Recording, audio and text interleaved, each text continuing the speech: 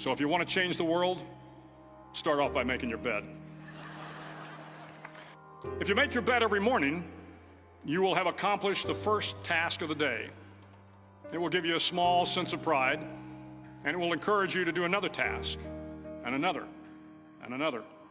And by the end of the day, that one task completed will have turned into many tasks completed. Making your bed will also reinforce the fact that the little things in life matter. If you can't do the little things right, you'll never be able to do the big things right. And if by chance you have a miserable day, you will come home to a bed that is made, that you made. And a made bed gives you encouragement that tomorrow will be better. To pass SEAL training, there are a series of long swims that must be completed. One is the night swim. Before the swim, the instructors joyfully brief the students on all the species of sharks that inhabit the waters off San Clemente.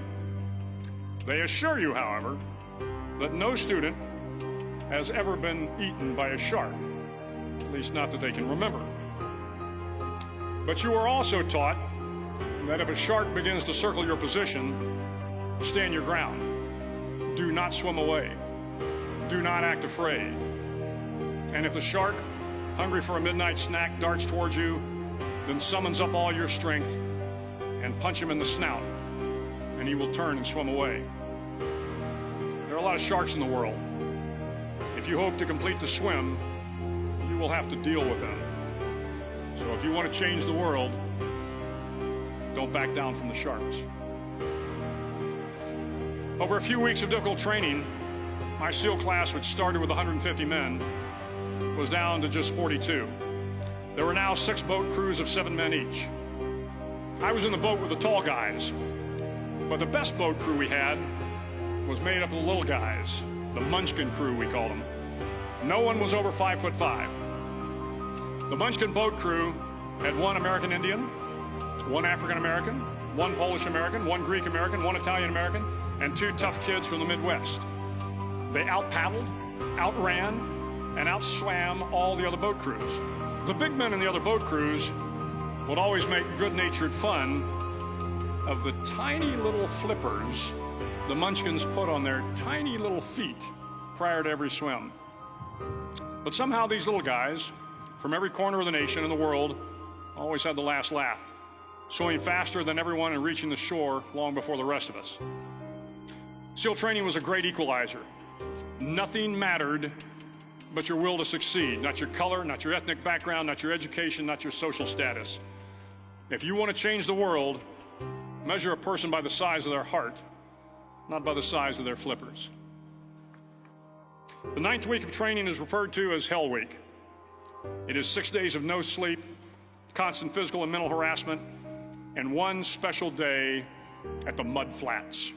The Mud Flats are an area between San Diego and Tijuana where the water runs off and creates the Tijuana Sloughs, a swampy patch of terrain where the mud will engulf you. It is on Wednesday of Hell Week that you paddle down to the Mud Flats and spend the next 15 hours trying to survive this freezing cold, the howling wind, and the incessant pressure to quit from the instructors. As the sun began to set that Wednesday evening, my training class, having committed some egregious infraction of the rules, was ordered into the mud. The mud consumed each man till there was nothing visible but our heads. The instructors told us we could leave the mud if only 5 men would quit.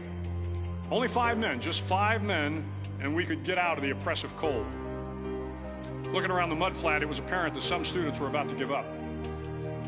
It was still over 8 hours till the sun came up. 8 more hours of bone-chilling cold. The chattering teeth and the shivering moans of the trainees were so loud, it was hard to hear anything. And then one voice began to echo through the night. One voice raised in song. The song was terribly out of tune, but sung with great enthusiasm. One voice became 2, and 2 became 3, and before long, everyone in the class was singing. The instructors threatened us with more time in the mud if we kept up the singing, but the singing persisted, and somehow the mud seemed a little warmer, and the wind a little tamer, and the dawn not so far away. If I have learned anything in my time traveling the world, it is the power of hope. The power of one person, a Washington, a Lincoln, King, Mandela, and even a young girl from Pakistan, Malala. One person can change the world by giving people hope. So if you want to change the world, start each day with a task completed. Find someone to help you through life. Respect everyone. Know that life is not fair and that you will fail often. But if you take some risks, step up when the times are the toughest, face down the bullies, lift up the downtrodden, and never, ever give up. If you do these things, the next generation and the generations that follow will live in a world far better than the one we have today. And what started here will indeed have changed the world for the better.